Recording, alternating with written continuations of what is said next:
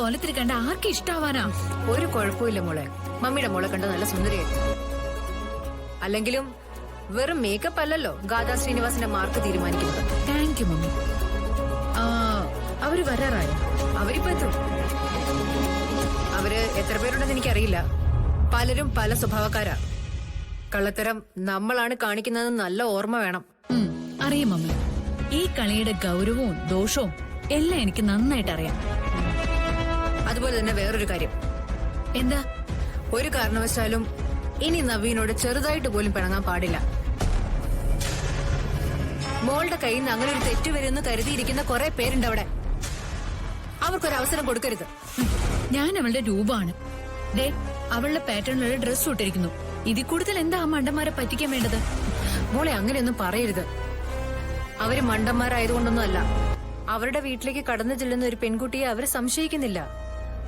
അതുകൊണ്ടാണ് അവര് സൂക്ഷിച്ചു നോക്കാത്തത്.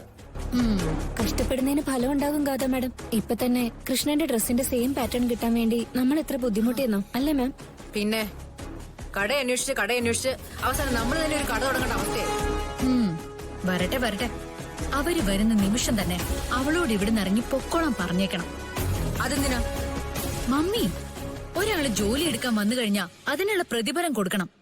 അത് കഴിഞ്ഞാ ഒരു കമ്മിറ്റ്മെന്റും അവരുമായിട്ട് നമുക്ക് ആവശ്യമില്ല.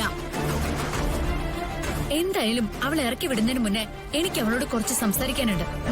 അതൊക്കെ വേണോ മാഡം?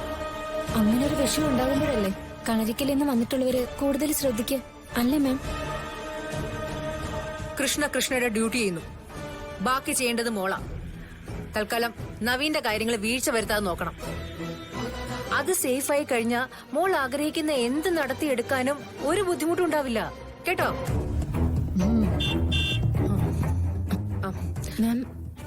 അവരെത്തിയെന്നാ തോന്നുന്നേ. മോള് തൽക്കാലം ഇവിടെ തന്നെ മറന്നിരിക്കും. സിനി വന്നേ.